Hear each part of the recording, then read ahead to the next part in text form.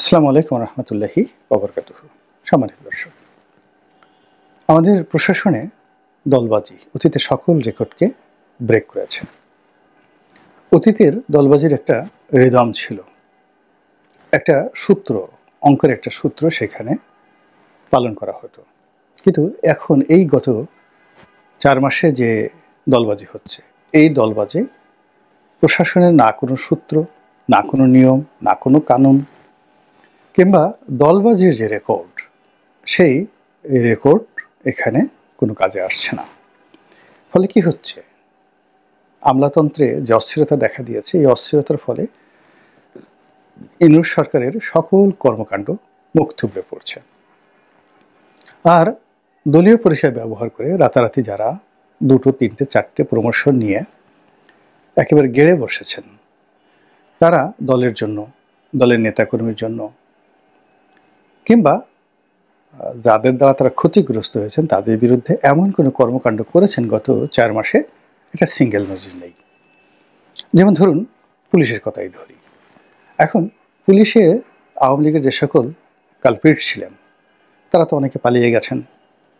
আর মেজো কালপ্রিট, ছোট কালপ্রিট, তারা ভুল পাল্টে এই সময়টাতে বর্তমান জমানার সঙ্গে তারা মিলেমিশে গেছেন এবং নেপথ্যে 1-2 কোটি নয়, কত হাজার কোটি টাকার লেনদেন হয়েছে, এটার খোঁজখবর আপনারা নিতে পারেন। জাস্ট একটা ছোট উদাহরণ দিই। আওয়ামী লীগ জমানাতে যদি ঢাকার একটা গুরুত্বপূর্ণ থানার ওসি পদে নিয়োগ লাভ করতে হতো, দেখুন তো এটা কয় কোটি টাকা লাগে। কিংবা সীমান্ত কতগুলো জায়গা আছে, যেমন কক্সবাজারের ওসি, সদর থানার ওসি, টেকনাফের ওসি, তারপর সেই ভোমরা স্থলবন্দরের ওসি, তারপর বেনাপোল থানার ওসি, এই ওসিগুলো পোস্টিং পেতে কত কোটি টাকা লেনদেন হতো। এখন এই সময়টাতে যে এই নিয়োগ বদলিগুলো হচ্ছে, এগুলো কি ফেরেশতা জিবরাইলের হুকুমে হচ্ছে নাকি আজরাইলের হুকুমে হচ্ছে? এখানে কি লেনদেন হচ্ছে না? 2 নম্বর হলো যে আপনি কতজন মানুষকে বাদ দিয়েছেন। আওয়ামী লীগের সবাই তো তখন জয় বাংলার বলেছে, এবং আওয়ামী লীগ শেখ হাসিনার জমানাতে পুলিশে একটা সিঙ্গেল লোক ছিল না যারা বঙ্গবন্ধুকে আব্বা ডাকেনি, যারা শেখ হাসিনাকে আম্মা ডাকেনি, যারা নরেন্দ্র মোদীকে আব্বা ডাকেনি, ভারতকে যারা আব্বা ডাকেনি, এইরকম কোনো লোক ওই জমানাতে কে পোস্টে, মানে বড় বড় পোস্টে ছিল, এরকম কোনো লোক খুঁজে পাবেন না।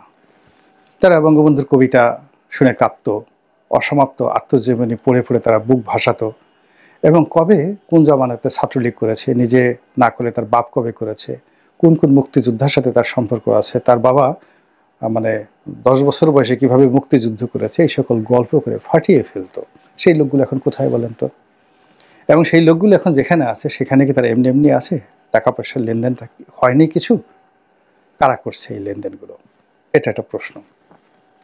2 নম্বর হলো যে যাদেরকে আনা হয়েছে, হাতে গোনা কয়েকজন খুবই ভালো কর্মকর্তা, যেমন পুলিশের আইজি, ঢাকা মেট্রোপলিটন পুলিশের যিনি কমিশনার হিসেবে এসেছেন, ইতিমধ্যেই তাদের কথা, তাদের কর্মকাণ্ড জনগণের দৃষ্টি আকর্ষণ হয়েছে। It's nice and fantastic. কিন্তু সিভিল অ্যাডমিনিস্ট্রেশন থেকে শুরু করে অন্য জায়গাতে, এমনকি পুলিশে অনেকগুলো নিয়োগ হয়েছে, বদলি হয়েছে, শত শত হাজার হাজার নিয়োগ বদলি হয়েছে এই সময়ের মধ্যে, ইনক্লুডিং উচ্চ আদালতে। তাদের সম্পর্কে আপনি কি বলবেন বলেন তো? আচ্ছা, একজন লোক গত 15 বছর যাবৎ তিনি সিনিয়র সহকারী সচিব হিসেবে দায়িত্ব পালন করেছেন, এবং একটা অড জায়গাতে তাকে আওয়ামী লীগ ফেলে রাখা হয়েছিল। এর কারণ হলো তিনি একেবারে খুবই নিম্নমানের, বাজে মানের একজন বিএনপির কর্মী ছিলেন, এবং বিএনপির দালালি করতে করতে তার চোখে মুখে একেবারে ধানের শীষ, মানে 2009 দর্শনে এমনভাবে পথ করে উঠছিল যে আওয়ামী লীগ সরকার এসে প্রথমে ওকে টার্গেট করে ওকে অফ করে রাখে। গত 15 বছর যাবৎ আওয়ামী লীগ যাকে অফ করে রেখেছে, কোনো পদ দেয় নাই, পোর্টফোলিও দেয় নাই, এই লোকটি ওখানে থেকে থেকে নিউমোনিয়া হয়েছে, ব্রঙ্কাইটিস হয়েছে, এবং সে বিএনপির নাম ভুলে গেছে, এবং তারেক রহমান সাহেব, বেগম জিয়াকে গালাগাল করছে, শুধু তাদের কারণে আমার এই জীবনটা শেষ হয়ে গেল, আমার এই চাকরি আর জীবনে করব কি। সে আওয়ামী লীগকে আব্বা ডাকার জন্য শেখ হাসিনাকে মা ডাকার জন্য চেষ্টা করেছে, কিন্তু এইরকম অপদার্থ, এইরকম দলবাস লোককে আওয়ামী লীগ নিতে চায়নি। আওয়ামী লীগ ভাগ্য ভালো তার চাকরিটা রেখে দিয়েছে। আবার কিছু কিছু লোক বিএনপি জমানাতে একেবারে রীতিমতো ক্রিমিনাল অ্যাক্টিভিটিসে জড়িত ছিল। তাদের ঘুষ, দুর্নীতি, খুন, খারাপি, রাহাজানি বিভিন্ন বাহিনীতে এবং পুলিশে, এদেরকে চাকরিচ্যুত করেছে আওয়ামী লীগ। মানে এই লোকগুলো বিএনপি এবং জামাতের একেবারে সিল সাপ্পর মারা। এদের মাথার মধ্যে ধানের শীষ ছাড়া আর দাড়িপাল্লা ছাড়া কিছুই ছিল না। তারা বিসিএস কিভাবে পাশ করছে একমাত্র আল্লাহ রাব্বুল আলামিন জানে। এরকম একটা বিরাট অংশ। আমি ওই একজন অ্যাসিস্ট্যান্ট সেক্রেটারি বা সিনিয়র অ্যাসিস্ট্যান্ট সেক্রেটারি বা ধরুন একজন বড় যে ডিপটি সেক্রেটারি, তারা এই সময়টাতে এসে হঠাৎ করে কেউ এডিশনাল সেক্রেটারি হয়ে গেলেন রাতারাতি, 1 মাসের মাথায়। অনেকে সচিব হয়ে গেলেন। আচ্ছা বলেন তো ও কী কাজ করবে? ফার্স্ট থিং হলো যে তার এই সময়টাতে তো সে শারীরিকভাবে অসুস্থ, তার মানসিকভাবে অসুস্থ, তার কোনো কমান্ডিং ভয়েস নেই। গত 15 বছরে সে বিএনপির জন্য কিচ্ছু করেনি, এবং এই 15 বছর সে আওয়ামী লীগকে সহযোগিতা করার জন্য সর্বোচ্চ চেষ্টা করেছে। এবং যারা চাকরিতে ছিলেন তারা চাকরি বাঁচানোর জন্য মন্ত্রী এমপিদের তেল দিয়ে দিয়ে শেষ করে ফেলেছে। আমি অন্তত 100 জন কর্মকর্তার একেবারে টু দি পয়েন্ট বায়োডাটা বলে দেবো যে তারা ওই মন্ত্রী বাসায়, এমপির বাসায় গিয়ে এই কর্ম করেছে, তারা এখন এই ভালো পর্যায়ে চলে আসছে। এদের দ্বারা বিএনপির কী উপকার হবে? কোনো উপকার হচ্ছে না, হবে না। এদের দ্বারা আওয়ামী লীগের কী ক্ষতি হবে? কিচ্ছু হবে না। ক্ষতি করার কোনো তাদের সাধ্য নাই এবং উপকার করার মতো তাদের কোনো সামর্থ্য নেই। এরকম অথর্ব লোকদেরকে দিয়ে এখন প্রশাসনের শীর্ষ পদগুলো ভরে ফেলা হয়েছে। ফলে সমন্বয়করা গেলে তারা ভয়ে থরথর করে কাঁপে। বিএনপির কোনো নেতা টেলিফোন করলে হাত থেকে থর থর করে তাদের ভয়ে টেলিফোন পড়ে যায়। আর আওয়ামী লীগের কোনো লোককে দেখলে তারা শরমে মরমে মরে যায় যে আল্লাহ, আমি যদি আওয়ামী লীগের এই লোকটাকে ধরি, ও যদি আমার ব্যাপারে বলে দেয়। এখন বুঝতে পারেন যে প্রশাসনে সত্যিকার অর্থে কি হচ্ছে। এই যে দলবাজ লোকদেরকে নিয়োগ দেওয়া হচ্ছে বা হলো, এর ফলে বিএনপির কোনো উপকার হবে না। যেভাবে আওয়ামী লীগের অতীতে এই যে তারা যে পুরো প্রশাসন যন্ত্রকে নিজেদের নৌকা মাকড়ার প্রতীকে বানিয়ে ফেলেছিল, সিল জাস্টে রাবার স্ট্যাম্প বানিয়ে ফেলেছিল পুরো প্রশাসনকে। 2 পয়সার উপকারে এসেছে? আসেনি। একজন সিঙ্গেল লোককে দেখেছেন কেঁদেছে? হ্যাঁ কেঁদেছে। ওই যে শেখ হাসিনার সঙ্গে যিনি একজন মহিলা কর্মকর্তা ছিলেন, হেলিকপ্টার ওঠার আগে তিনি কেঁদেছেন। শুধু তাকিয়ে আমি কাঁদতে দেখেছি।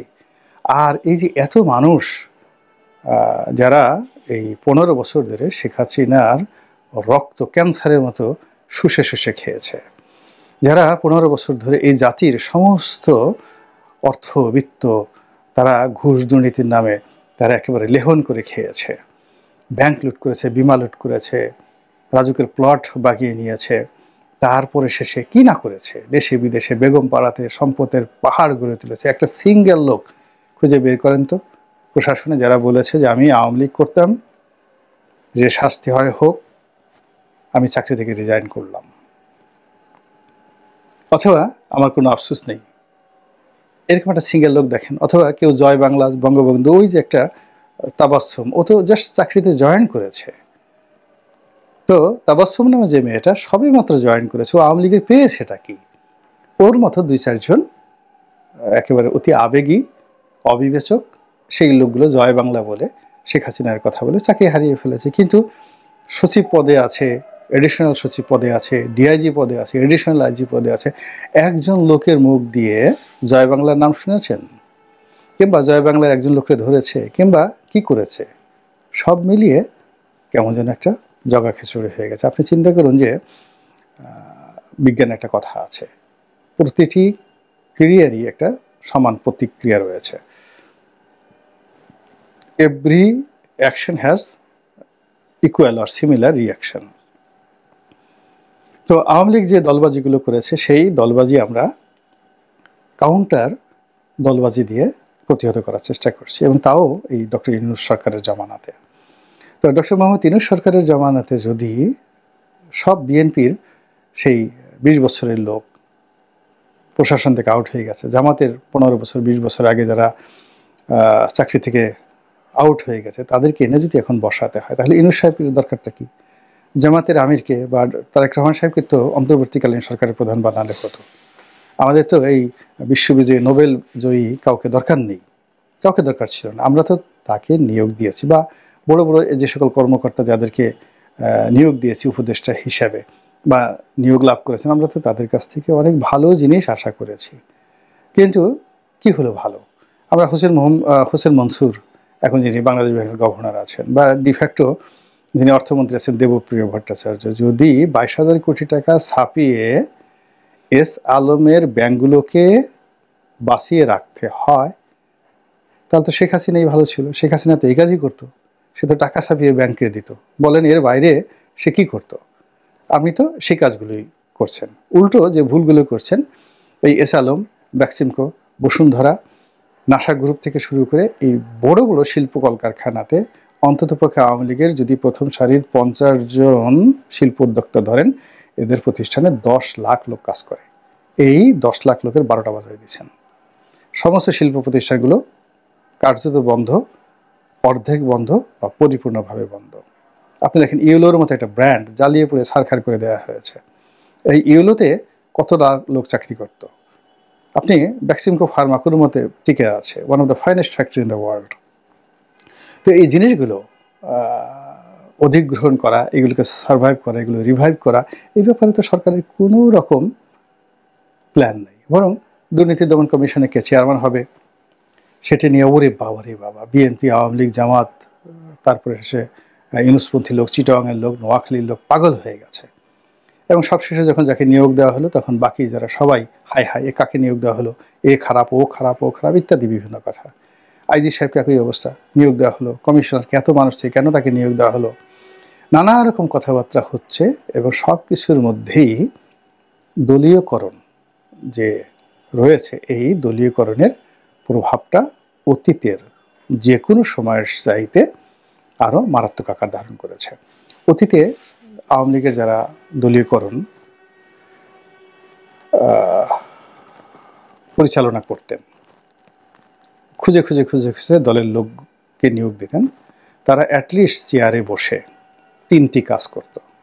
প্রথম কাজ করত, আওয়ামী লীগের স্বার্থটা সবার আগে দেখত। দ্বিতীয় কাজ করত, আওয়ামী লীগের শত্রুদেরকে নিধন করত। তৃতীয় কাজ করত, নিজের ভাগ্য উন্নয়নের জন্য চুরি চামারি চোট্টামি যা কিছু দরকার সব তারা করত। আচ্ছা, এখন এই গত 100 দিনে যে সকল দলীয় লোকজন আছে, তারা কি ইউনূস সরকারের স্ট্যাবিলিটির জন্য কিছু করেছে? না। বিএনপির জন্য বা জামাতের জন্য ওই চেয়ারে বসে মঙ্গলজনক, কল্যাণজনক একটা সিঙ্গেল কাজ করেছে আমি দেখিনি। আমি প্রশাসনের সঙ্গে, সে যেহেতু এমপি ছিলাম, আমি তো সচিবালয় কীভাবে কাজ করে, কোন টেবিলে কাজ করে, একজন সচিব কতটুকু লম্ফ দিতে পারে, ঝম্প দিতে পারে, একজন আইজি কতটুকু কী করতে পারে, সেনা প্রধান কতটুকু তার এখতিয়ার রয়েছে, ডিজিএফআইয়ের প্রধান কতটুকু কাজ করতে পারে, এই জিনিসগুলো হাতে কলমে আমরা দেখে আসছি। তো আমরা এখন বুঝতে পারি যে এখন এনএসআই কী করছে, ডিজিএফআই কী করছে, পুলিশ সদর দপ্তর কী করছে, মেট্রোপলিটন পুলিশ কী করছে, সচিবালয়ের ক্যাবিনেট সচিব কী করছেন, সংস্থাপন সচিব কী করছেন, যোগাযোগ সচিব কী করছেন, স্বরাষ্ট্র সচিব কী করছেন। এটা সচিবালয়ে যাওয়ার দরকার নাই, এখান থেকে বোঝা যায়, এটা বুঝতে পারি। সেখান থেকে মনে হয় না তো যে ওখানে যারা বসেছেন তারা কেউ এ যাবৎকালে বাংলাদেশের জন্য যুগান্তকারী কিছু একটা করেছেন, ইউনূস সরকারের জন্য যুগান্তকারী কিছু একটা করেছেন, অথবা বিএনপির জন্য কিছু করেছেন, জামাতের জন্য করেছেন। তাহলে কি হলো? যেই লাউ সেই কদু তো হলো না। আগে যেটা লাউ ছিল, এখন এটা পচা কুমড়া হয়ে গেছে, গান্ধা কুমড়া হয়ে গেছে দলীয়করণ। আপনি তো জানেন যে কুমড়া পচলে খাওয়া যায় না। যদি লাউ পচে যায় ধরা যায়, কিন্তু কুমড়া যদি পচে যায়, এটা একেবারে এর যে চেহারা সুরত, একেবারে কি বলবো, আমাশয় হলে মানুষের বিষ্ঠার যে রং হয়ে যায়, ওই রকম বিজলা হয়ে যায় কুমড়া পচলে। তো এখন এই যে বর্তমান জামানাতে যে দলীয়করণগুলো হচ্ছে, দলীয়করণের ভিত্তিতে বিভিন্ন জায়গাতে যে নিয়োগগুলো হচ্ছে, এগুলো সব কুমড়া পচা হয়ে গেছে। এবং এই কুমড়া পচার দুর্গন্ধে চারিদিকে শুধুমাত্র দুর্গন্ধ ছড়াচ্ছে, কারো কোনো উপকার হচ্ছে না। পুরো ব্যবস্থা, রাষ্ট্রীয় ব্যবস্থাটা বলতে গেলে মুখ থুবড়ে পড়েছে। যদি এখান থেকে বাঁচতে হয়, ডক্টর মোহাম্মদ ইউনূসকে বা তারেক রহমান সাহেবকে বা জামাতের আমিরকে আগে প্রতিজ্ঞা করতে হবে, আল্লাহর হস্তে কোরআন শরীফ হাতে নিয়ে প্রতিজ্ঞা করতে হবে যে আমি বিচারালয়ে কোনো দলবাজ লোককে নিয়োগ দেব না। বিএনপি, জামাত, আওয়ামী লীগ কোনো নামগন্ধ আছে, শুধুমাত্র যারা আমলা হওয়ার জন্য যাদের জন্ম নিয়ে হয়েছে, বিচারক হওয়ার জন্য জন্ম নিয়ে হয়েছে, ভালো ছাত্র, যার দ্বারা দেশের উপকার হবে, যার প্রতি আল্লাহ রহমত বরকত আছে, এইরকম লোককে আমরা নিয়োগ দেব। আমরা আমাদের আত্মীয় স্বজন, আমার ভাইয়ের ছেলে, আমি তাকে কোনো সরকারি পদে নিয়োগ দেব না, আমার বান্ধবীকে আমি নিয়োগ দেব না, আমার বন্ধুকে আমি নিয়োগ দেব না, আমার বাড়ির পাশে বাড়ি তাকে আমি কোনো নিয়োগ দেব না। এই প্রতিজ্ঞা যতক্ষণ পর্যন্ত না করতে পারে ততক্ষণ পর্যন্ত ওই যে কুমড়া পচা, ওই কুমড়া পচা দুর্গন্ধ এসে আপনার আমার মস্তিষ্কে, সব মানুষের মস্তিষ্কে ওই কুমড়া পচা ঢুকে যাবে। তখন আর মানুষ চারিদিকে শুধু পচা কুমড়া এই জিকির শুনতে পাবে এবং চারিদিকে শুধু কুমড়া দেখতে পাবে, পচা কুমড়া দেখতে পাবে, আর কিচ্ছু দেখতে পাবে না।